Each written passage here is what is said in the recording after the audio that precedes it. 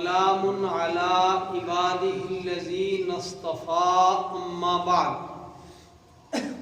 فأعوذ بالله من الشيطان الرجيم بسم الله الرحمن الرحيم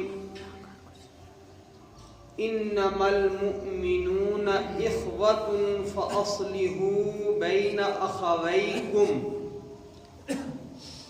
واتقوا الله لعلكم ترحمون يا أيها الذين آمنوا لا يسخر قوم من قوم عسى أن يكونوا خيرا منهم ولا نساء من نساء عسى أن يكن خيرا منهن ولا تلمزوا أنفسكم ولا تنابزوا بالألقاب بئس الاسم الفسوق بعد الإيمان ومن لم يتب فأولئك هم الظالمون يا أيها الذين آمنوا اجتنبوا كثيرا من الظن إن بعض الظن إثم ولا تجسسوا ولا يغتب بعضكم بعضا أيحب أحدكم أن يأكل لحم أخيه ميتا فكرهتموه واتقوا الله إن الله تواب رحيم يا أيها الناس إنا خلقناكم من ذكر وأنثى وجعلناكم شعوبا وقبائل لتعارفوا إن أكرمكم عند الله أتقاكم إن الله عليم خبير صدق الله العلي العظيم اللهم صل على محمد وعلى آل محمد كما صليت على إبراهيم وعلى آل إبراهيم إنك حميد مجيد اللهم بارك على محمد وعلى آل محمد كما باركت على إبراهيم وعلى آل إبراهيم إنك حميد مجيد۔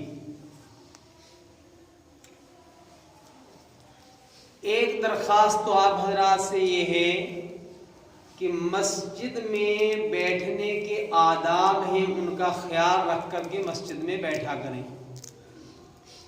ویسے بھی مجلس کے اندر بیٹھنے کے آداب ہیں ان آداب کا ضرور پاس و لحاظ رکھا کریں، اور پھر خطبہ جمعہ سننے کے، قرآن حکیم کی تفسیر سننے کے، دین کی بات سننے کے آداب ہیں، ان آداب کی رعایت کے ساتھ اگر بیٹھیں گے اور سنیں گے تو نفع زیادہ ہوگا، ثواب بھی زیادہ حاصل ہوگا۔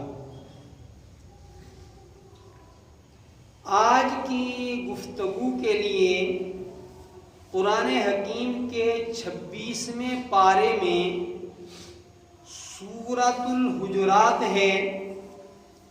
اس سورہ مبارکہ کے ایک حصے کا انتخاب کیا گیا ہے۔ اللہ رب العالمین نے ارشاد فرمایا انما المؤمنون اخوۃ، تمام اہل ایمان آپس میں بھائی بھائی ہیں۔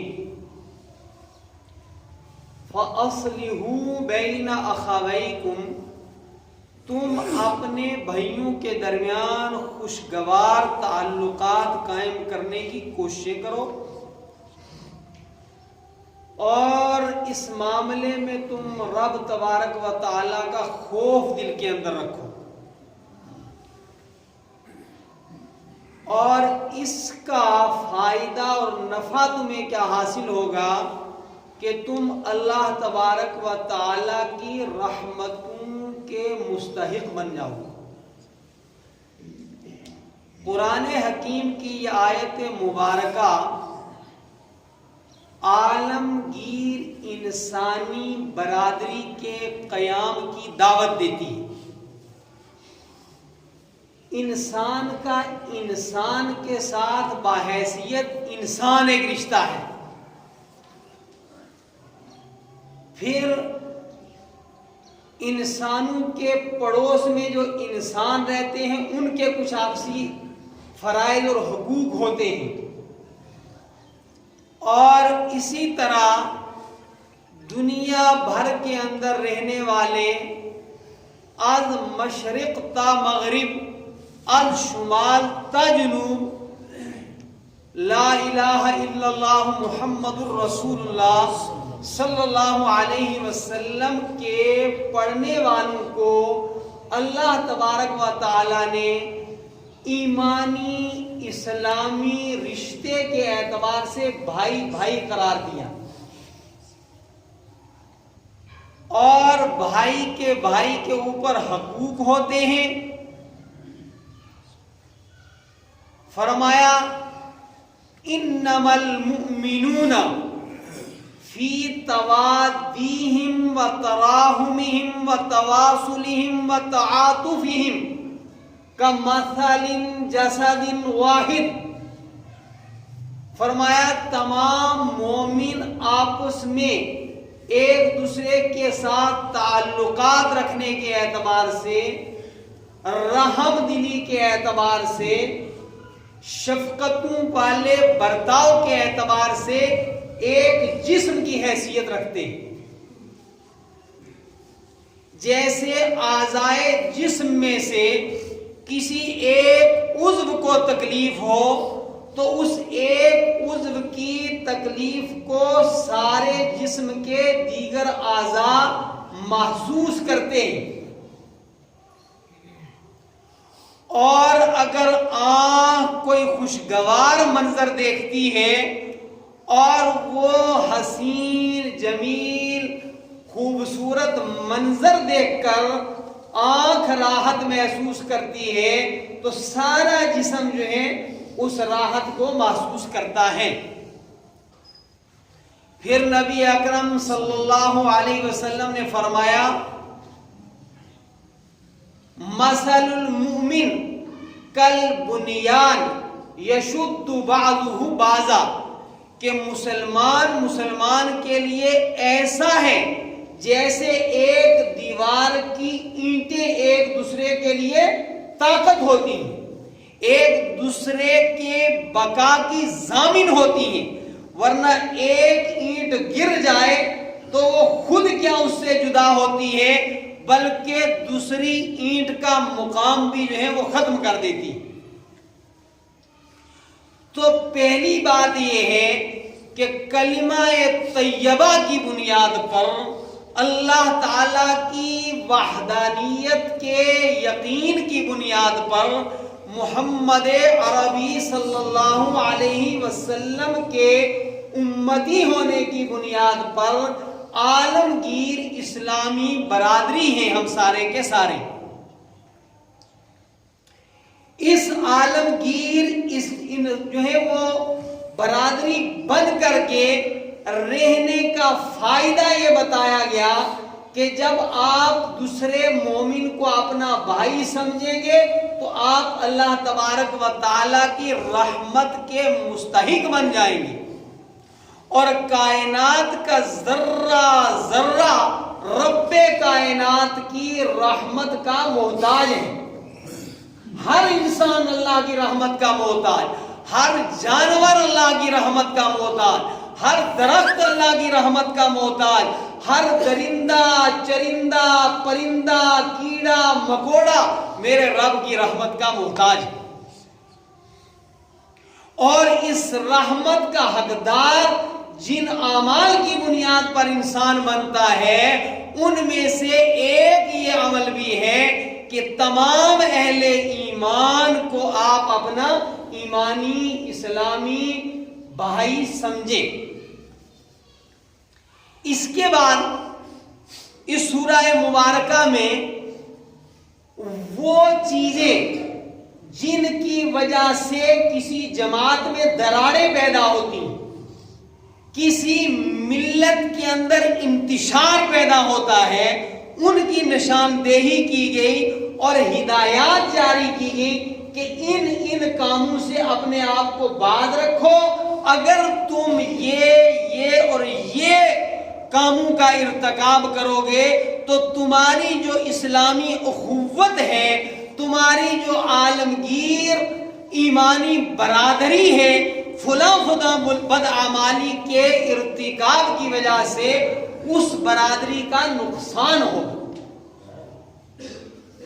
اس میں پہلی بات جو قرآن حکیم نے اس مقام پر فرمائی وہ ہے یا ایھا الذین آمنوا لا یسخر قوم من قوم عسى ان یکونوا خیرا منہم. اہل ایمان، تمہارے مرد دوسرے مردوں کا مذاق نہ اڑائیں اور اس معنی کر کے بھی ان کا مذاق نہ اڑائیں، ان کا استہزاء نہ کریں، ان کو حقیر نہ جانیں. کیا پتا کہ اللہ رب العالمین کے ہاں وہ تم سے بہتر ہو.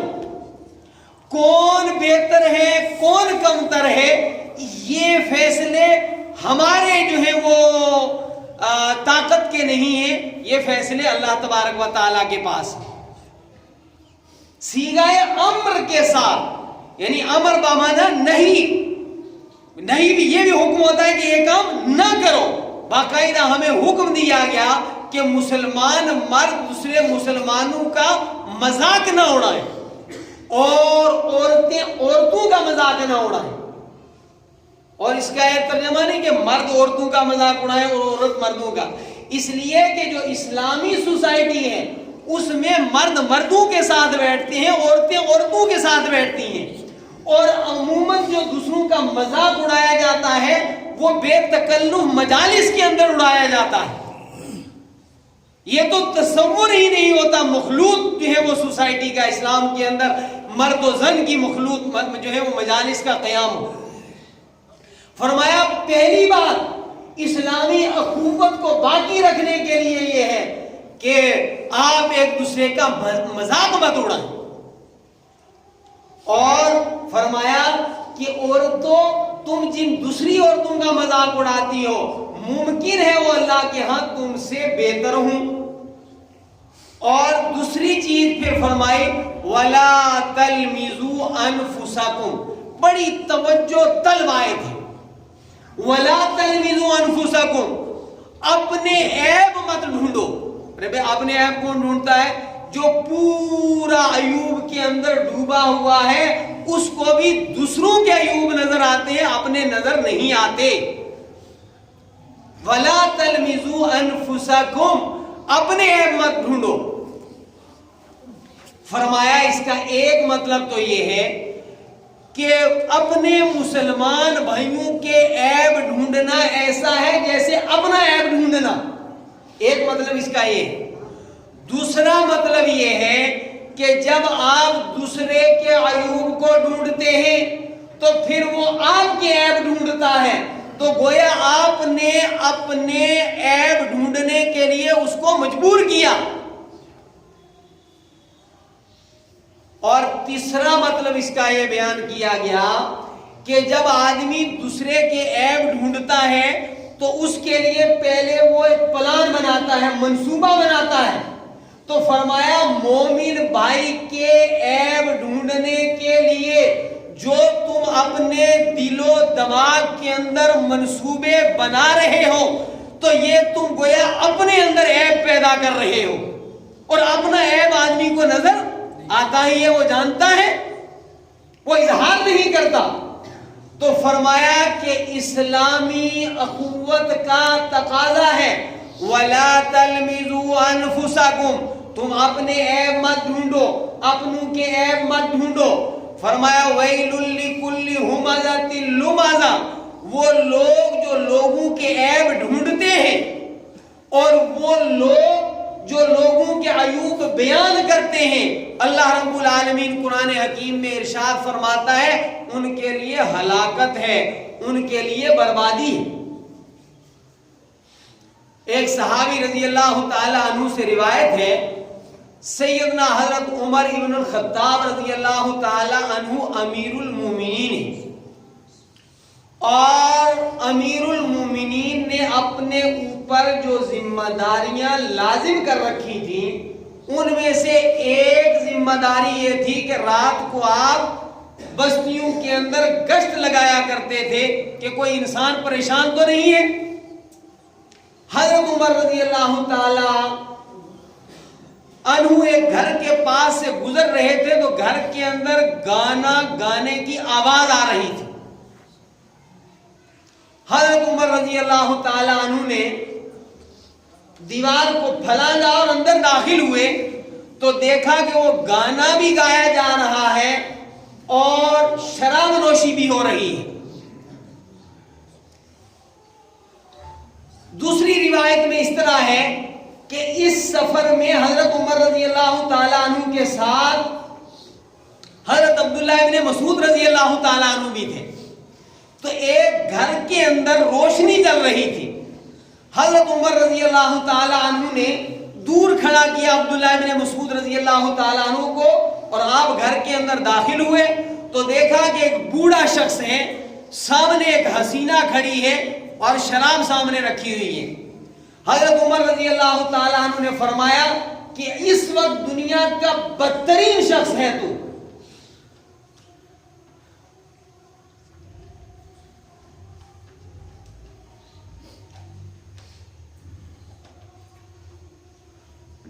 بوڑھے نے کہا امیر المومنین اس میں کوئی دو رائے نہیں کہ میں بڑا گناہگار ہوں، بدترین شخص ہوں، لیکن آپ نے 3 گناہ کیے، میں نے 1 کیا تھا۔ فرمایا کہ قرآن نے کہا، اس میں آگے جا کر آیت آئے گی اسی رکوع میں، وَلَا تَجَسَّسُوا، کہ لوگوں کے عیوب ڈھونڈو مت، سامنے آئے تو اس کی اصلاح کرو، بلکہ یاد رکھیں، بتاتا چلا جاؤ کہ اسلامی حکومت میں ایک شعبہ ہے، جیسے سعودی عرب کے اندر بھی یہ شعبہ ہے، امر بالمعروف اور نہی عن المنکر، لیکن نہی عن المنکر شعبے کا کام یہ نہیں کہ لوگوں کے عیوب ڈھونڈو، سرکاری اسلامی سطح پر بھی یہ حکم نہیں ہے ان کو، ہاں عیبوں کو، برائیوں کو ختم کرنے کے لیے معاشرے کے اندر تلقین کرو، واعظ کرو، ترغیب دو لوگوں کو۔ بہرحال فرمایا امیر المومنین آپ نے تجسس کیا میرا، اور اللہ نے حکم دیا ہے کہ دروازے سے داخل ہو۔ آپ دیوار پھلانگ کر اندر آئے اور آپ نے جو ہے دروازے کو ترک کیا اور بلا اجازت آپ اندر آئے۔ دروازہ ہو تو بھی اجازت طلب کی جائے، ہمارے ہاں ہے نا لوگ جاتے ہیں سیدھے بیڈ روم میں پہنچ جاتے ہیں، یہ بڑا غلط طریقہ کار ہے۔ حضور اکرم صلی اللہ علیہ وسلم سے ثابت ہے کہ ایک صحابی کے دروازے پر آپ تشریف لے گئے، 3 مرتبہ سلام کیا، صحابی نے جواب نہیں دیا، آپ واپس تشریف لے آئے۔ صحابی جواب دے رہے تھے، بہت آہستہ دے رہے تھے تاکہ بار بار نبی صلی اللہ علیہ وسلم کی سلامتی والی دعا مجھے حاصل ہو۔ اسلام کی تعلیم ہے۔ امیر المومنین واپس تشریف لے آئے۔ روایت کے اندر ہے کہ آپ نے اپنے آپ کو بڑی ملامت کی کہ اب تو یہ گناہ کے اوپر اور جری ہو جائے گا اور یہ برباد ہو جائے گا، ہلاک ہو جائے گا، اور پہلے یہ بندہ میری مجلس میں حاضر ہوتا تھا، اب تو شرمندگی کی وجہ سے مجلس میں بھی حاضر ہونا بند کر دے گا۔ تو پہلے پھر امکانات تھے کہ یہ میرے پاس آتا رہتا اور سدھر جاتا، اور اب جب ادھر کا راستہ ہی بھول جائے گا تو پھر تو اس نے بگڑنا ہی بگڑنا ہے۔ امیر المومنین متجسسانہ نگاہوں سے اسے دیکھتے ضرور رہے۔ ایک دن دیکھا کہ وہ آخر مجلس میں چھپ کر کے آ کر بیٹھ گیا ہے، تو امیر المومنین نے اس کو آگے طلب کیا اور فرمایا کہ تم میرے قریب اپنا کان کرو۔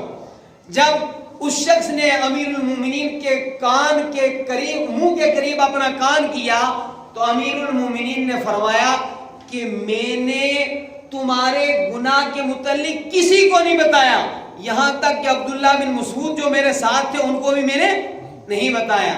تو اس نے بھی امیر المومنین کی خدمت میں عرض کی کہ یا امیر المومنین، آپ بھی اپنا کان میرے منہ کے قریب کرو، اور فرمایا امیر المومنین میں نے بھی اس کے بعد وہ گناہ نہیں کیے۔ اسلامی برادری کے قیام کے لیے دوسری چیز جو قرآن حکیم نے بتائی، فرمایا ایک تو ان کے عیوب مت ڈھونڈو، اور فرمایا وَلَا تَنَابَذُوا بِالْأَلْقَابِ، لوگوں کے برے نام مت رکھو۔ ایک صحابی رضی اللہ تعالیٰ عنہ نے ایک شخص کو کہا یا ابن سودا، اے کالی گڑیا کے بیٹے۔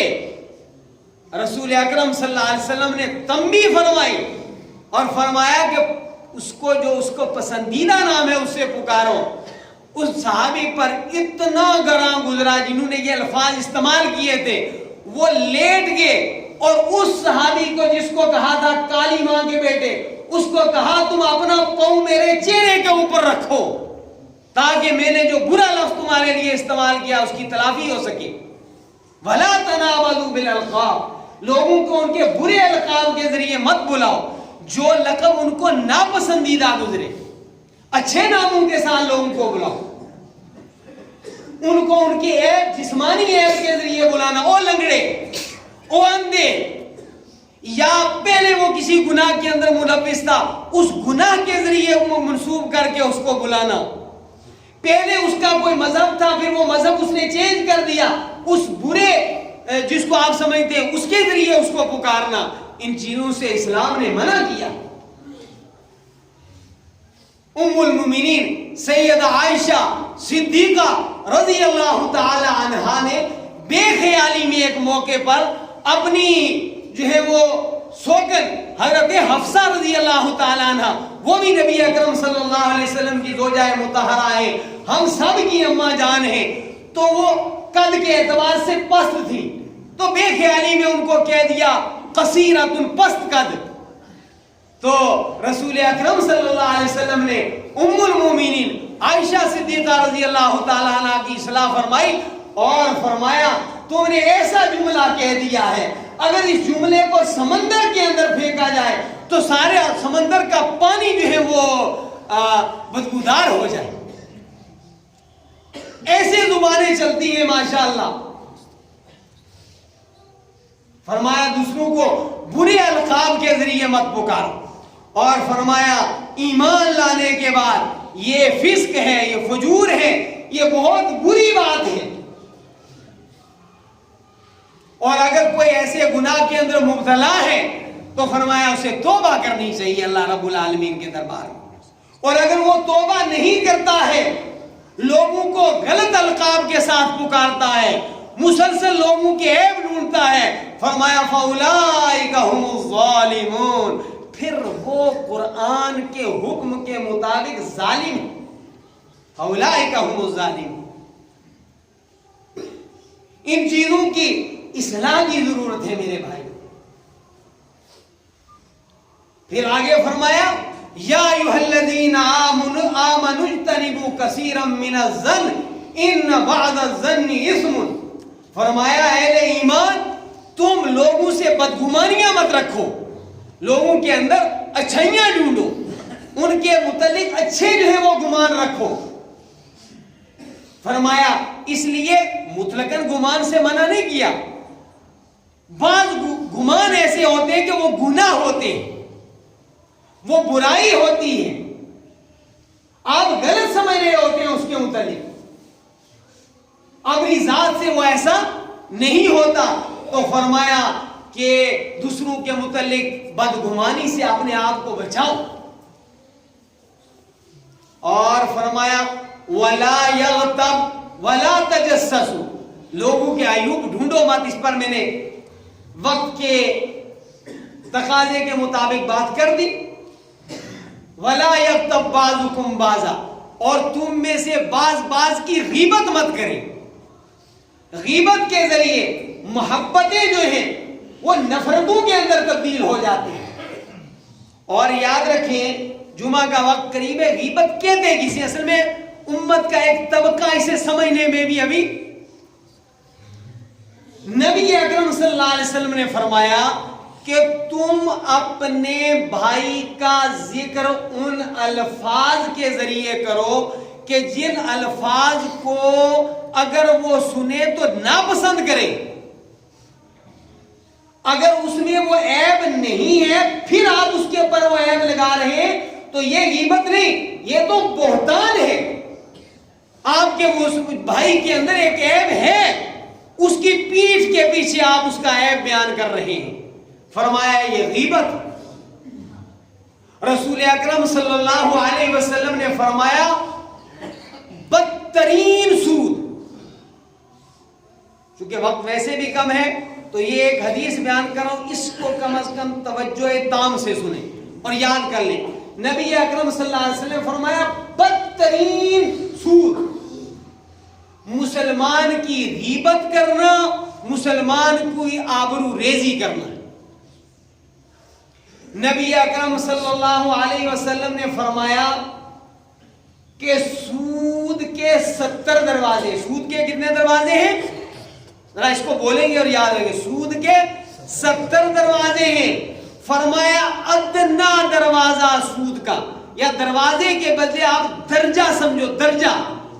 فرمایا 70 درجات ہیں سود کے, سب سے کم درجہ سود کا یہ ہے کہ ایک شخص مسلمان ہوتے ہوئے اپنی ماں کے ساتھ زنا کرے. سود کے 70 درجے. سود کے کتنے درجے؟ کم تر درجہ سود کا یہ ہے کہ ایک آدمی باحیثیت مسلمان وہ اپنی ماں کے ساتھ زنا کرے اور سود کے 1 درہم کا گناہ 35 مرتبہ زنا کرنے کے برابر ہے. اب ادنا درجے کا گناہ یہ ہے تو بدترین گناہ نبی اکرم صلی اللہ علیہ وسلم نے فرمایا کیا ہے؟ مسلمان کی غیبت کرنا. اور غیبت یہ ہے کہ آپ کے مسلمان بھائی میں ایک عیب ہے, وہ زانی ہے, لیکن بلا ضرورت پیٹھ کے پیچھے آپ اس کے زنا کا تذکرہ کر رہے ہیں. عدالت ہے, ضرورت ہے, وہ ایک الگ چیز ہے, اس سے یہ چیز مستثنا ہے, وہ قانونی چیزیں. حد کے عزت کا جو ڈپارٹمنٹ ہے, شعبہ ہے, وہ قرآن حکیم کی آیت سے جو ہے وہ گویا مستفاد ہے. رسول اکرم صلی اللہ علیہ وسلم کی زندگی مبارکہ کے اندر ماعز ابن مالک اسلمی ایک صحابی ہیں, وہ نبی کریم صلی اللہ علیہ وسلم کی خدمت میں حاضر ہوئے اور عرض کی یا رسول اللہ صلی اللہ علیہ وسلم مجھ سے زنا کا ارتکاب ہوا ہے. آپ صلی اللہ علیہ وسلم نے 4 مرتبہ اس کی سنی کو انسنی کر دیا. جب 5ویں مرتبہ پھر ماعز نے یہی کہا تو آپ صلی اللہ علیہ وسلم نے فرمایا زنیتا, تو نے زنا کیا ہے؟ انہوں نے کہا ہاں میں نے زنا کیا ہے. نبی اکرم صلی اللہ علیہ وسلم نے فرمایا کیا تو جانتا ہے زنا کیا ہے؟ اور اس کے بعد فرمایا قرآن حدیث کو انہی الفاظ میں بیان کرنا چاہیے جس کا ترجمہ یہ ہے, کیا تو نے اس طرح زنا کیا ہے کہ تیرا عضو مخصوص اس کے عضو مخصوص میں چھپ گیا؟ انہوں نے کہا ہاں اسی طرح. فرمایا کیا تو نے اس طرح زنا کیا ہے کہ جس طرح سلائی سرما دانی میں داخل ہوتی ہے, جس طرح کنویں سے پانی نکالنے کے لیے وہ ڈھول, وہ جو بالٹی ڈالی جاتی ہے وہ پانی کے اندر چھپ جاتی ہے. فرمایا ہاں اسی طرح میں نے گناہ کیا ہے. رسول اکرم صلی اللہ علیہ وسلم فرمایا اس کو سنسار کر دو. صحابی کو سنسار کر دیا گیا. زندگی کی دولت سے صحابی محروم ہو گئے اور وہ یہ چاہتے تھے تاکہ آخرت کے عذاب سے میں بچ جاؤں. یہ تو خود حد انہوں نے اپنے اوپر کوئی اصرار کر کے جاری کروائی۔ اس واقعے کے بعد ایک دن نبی اکرم صلی اللہ علیہ وسلم کا قافلہ چل رہا تھا، دو بندے آپس میں گفتگو کر رہے تھے کہ کیا تو نے اس بندے کو دیکھا جس کے گناہ پر رب نے پردہ ڈالا، لیکن اس نے خود اپنے نفس کے تقاضے کی وجہ سے کتے کی موت مرنا پسند کیا۔ نبی اکرم صلی اللہ علیہ وسلم نے یہ الفاظ سنے ان دونوں کے۔ آپ صلی اللہ علیہ وسلم تشریف لے گئے، آگے دیکھا کہ ایک مردار گدھا پڑا ہوا ہے۔ آپ وہاں کھڑے ہو گئے اور کہا فلاں فلاں کو ادھر بلاؤ، وہ جو دو آپس میں گفتگو کر رہے تھے، اور اس کے بعد فرمایا کہ تم دونوں اس مردار کا جاؤ گوشت کھاؤ۔ انہوں نے بڑے تعجب سے کہا یا رسول اللہ صلی اللہ علیہ وسلم ہم اس مردار کا گوشت کیسے کھا سکتے ہیں؟ فرمایا ابھی جو تم کر رہے تھے وہ اس سے بھی بدتر تھا، وہ اس سے بھی بدتر تھا۔ لہذا میرے بھائیوں نماز کا وقت ہو چکا ہے۔ یہ وہ معاشرتی عیوب ہیں، ان سے آپ بچنے کی کوشش کریں۔ اس مضمون کو آگے بھی میں بیان کروں گا۔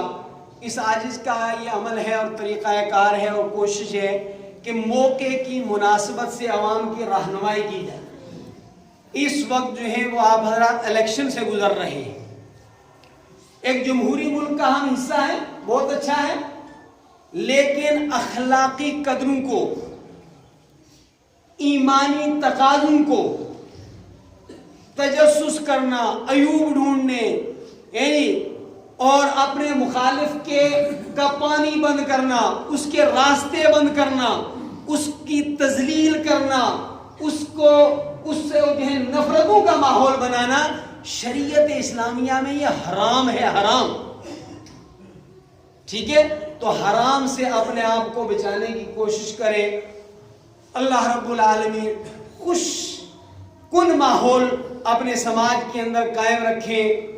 میں اس کا قائل ہوں کہ آپ جس مسجد کے مقتدی ہیں جائیں اس مسجد میں خوشی سے نماز پڑھیں، دوسری مسجد والوں پر تنقید نہ کریں۔